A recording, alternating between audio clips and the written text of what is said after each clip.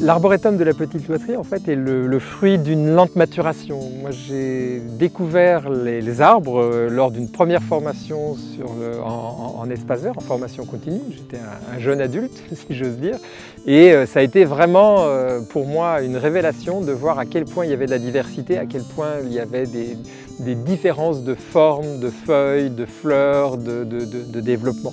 Et j'ai trouvé ça extraordinaire et très vite j'ai eu envie d'avoir autour de moi tous ces arbres pour pouvoir les observer. Alors ça prend un peu de place, donc ça a été une réflexion avec Annie, ma compagne, sur comment on pourrait faire. Et on a décidé petit à petit, en réfléchissant, d'essayer de trouver un terrain entre 10 et 15 hectares. On était à Tours, donc dans un rayon d'une quarantaine de kilomètres autour de Tours pour ça. Et du coup, de ce projet d'avoir autour de moi tous ces arbres qui vraiment m'intéressaient, que je découvrais, eh bien, autour de cette idée s'est greffé d'autres aspects. Il se trouve que moi j'avançais dans ma formation, j'ai commencé à faire de l'enseignement, entre autres à apprendre à des étudiants, à des élèves, à des stagiaires à reconnaître les arbres.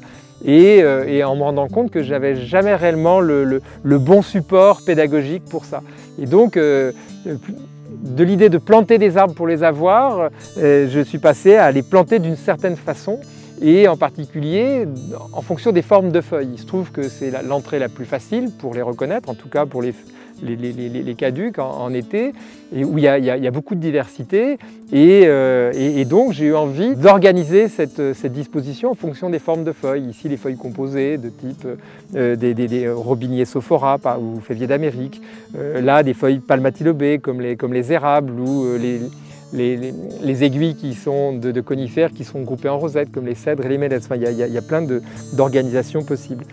Cette organisation par forme de feuilles a permis de définir une dizaine de zones différentes, et ça a créé des unités distinctes.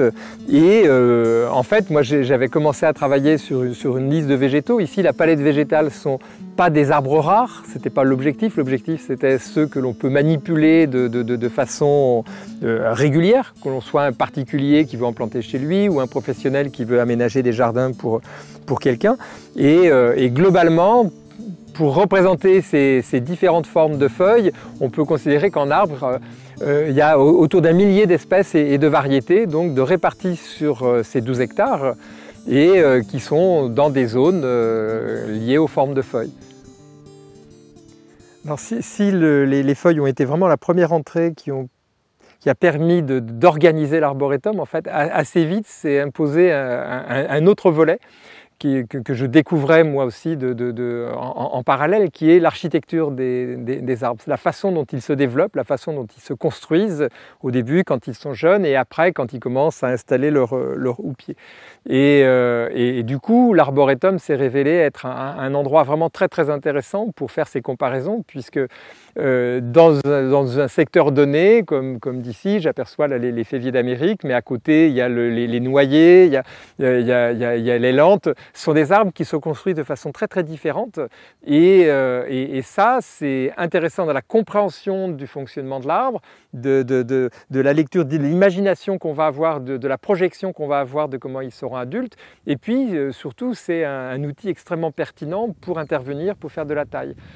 En particulier sur les jeunes arbres, quand on veut les former, le plus souvent c'est pour enlever les basses branches, pour dégager la vue, dégager le passage. Eh bien, il va falloir comprendre la façon dont le tronc grandit et dont on peut le dépouiller de ses basses branches.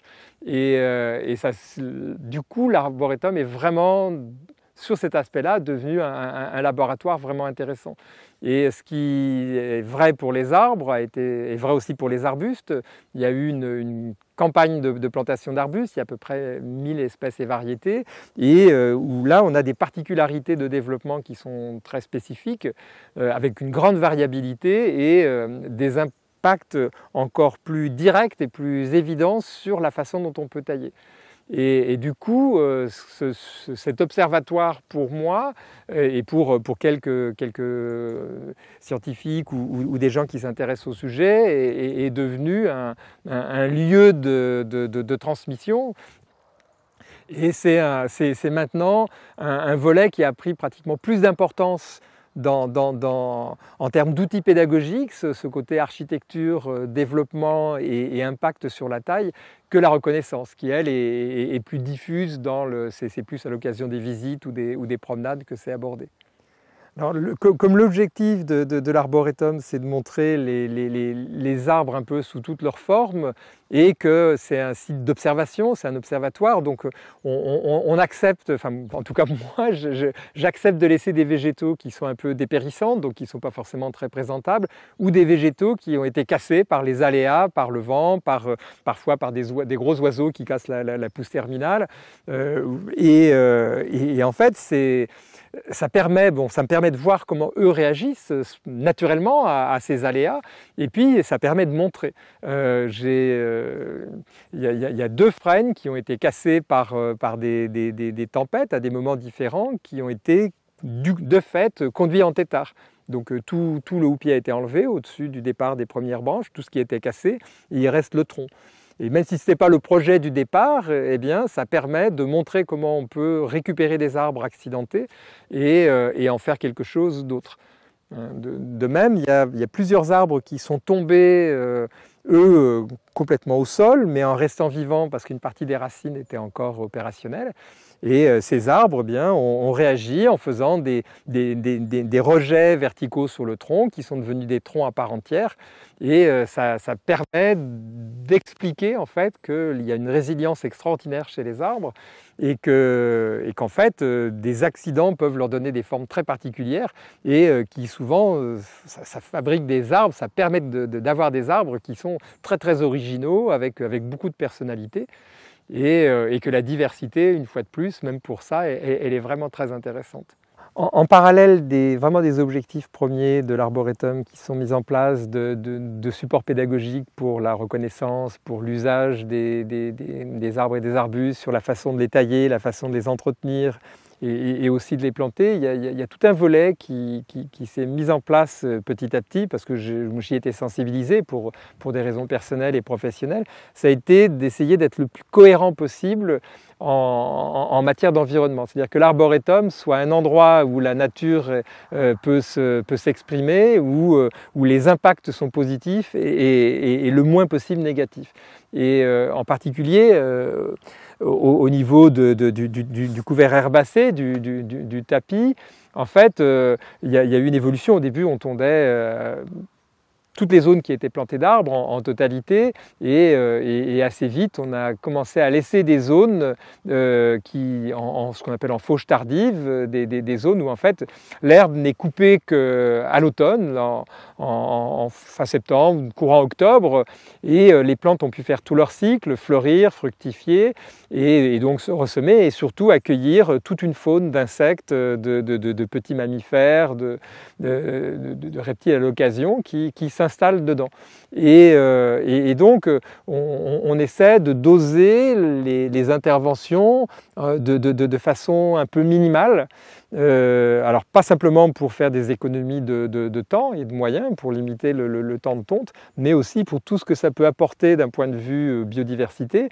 Et ça a un intérêt, alors qui est moins net maintenant, c'est pas le moment le plus joli, mais ça a un intérêt très fort au printemps, début d'été, où on a des textures très différentes, des couleurs de feuillage, des floraisons dans ces zones qui sont elles, laissées un peu plus sauvages.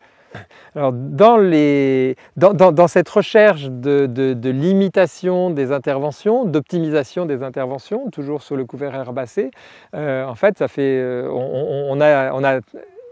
on a travaillé avec des moutons depuis longtemps, alors avec des soloniaux, qui est une race qui est très intéressante pour entretenir des zones où justement on ne veut pas avoir de ligneux, ce qui est un paradoxe dans un arboretum, mais près de certaines mares ou à des endroits un petit peu particuliers. Et là, on est en train de tester une race un petit peu particulière, une race anglaise, les Shropshire, qui eux n'aiment pas les ligneux. Et l'idée, c'est petit à petit d'augmenter les surfaces qui seront tondues par les moutons. On a testé aussi les oies pour limiter les surfaces de tonte. Il y a un phénomène auquel je n'avais pas du tout pensé quand j'ai installé l'arboretum, c'est parce que c'était il y a 25 ans, enfin avec un début de réflexion il y a 30 ans, c'était l'impact que pourrait avoir le changement climatique. En fait, il y a des arbres qui ont été plantés à l'origine, qui étaient vraiment des arbres qu'on utilisait très couramment et qui maintenant sont en difficulté. Par exemple, là, on a ce qui reste d'un pin de Weymouth qui était planté ici, que j'ai abattu parce qu'il est mort, il a été affaibli fortement par la sécheresse et ensuite il a été attaqué par des scolites, c'est des tout petits coléoptères qui détruisent l'aubier, hein, le cambium. Et donc il y a plusieurs arbres là, il y avait des pins de l'Himalaya aussi qui ont été abattus parce que morts. Et on voit que ici, bon, il y a des pins sylvestres qui se tiennent bien, mais il y en a un qui est en dépérissement. Et en fait, c'est un peu aussi un laboratoire grandeur nature pour observer la réaction des arbres, des différentes espèces, c'est vrai aussi pour les arbustes, avec ce contexte de changement climatique où on a des successions de chaleur et de sécheresse. Et ce qu'il y a aussi d'intéressant, c'est que ça permet de montrer que les choses ne sont pas si simples, puisque les observations que je peux faire sont dans un sol un peu particulier, qui est un sol un petit peu lourd, et en fait certains arbres qui devraient correctement résister à la sécheresse dans le sol qui leur convient parfaitement, eh bien ici ne sont pas si contents que ça. Donc ça permet de relativiser et ça permet aussi d'éviter un discours qui serait simpliste en disant il suffit de planter des oliviers, des chênes verts et des palmiers pour que tout se passe bien. En fait, ces végétaux-là, ils peuvent supporter la sécheresse, mais à condition dans des sols qui conviennent. Donc l'arboretum ici est vraiment un très bon support pour ça, et un support jeune. Mais du coup, moi, je travaille avec d'autres arboretums que je visite, avec lesquels je suis en relation, qui sont beaucoup plus anciens, où là, on peut justement voir des arbres qui ont résisté à des hivers très froids, comme 84, c'était pas si vieux que ça, mais 56 ou autres, et qui donc sont capables de résister au froid, mais qui résistent à ces conditions de chaleur et de sécheresse. Donc je pense que le réseau des arboretums a vraiment beaucoup de choses à apporter dans la réflexion sur les essences qu'il va falloir installer pour résister au changement du climat. Et voilà, l'arboretum, c'est une pierre parmi d'autres. En tout cas, c'est un outil pédagogique et un outil d'observation parmi tout un réseau d'arboretums qui sont installés en France.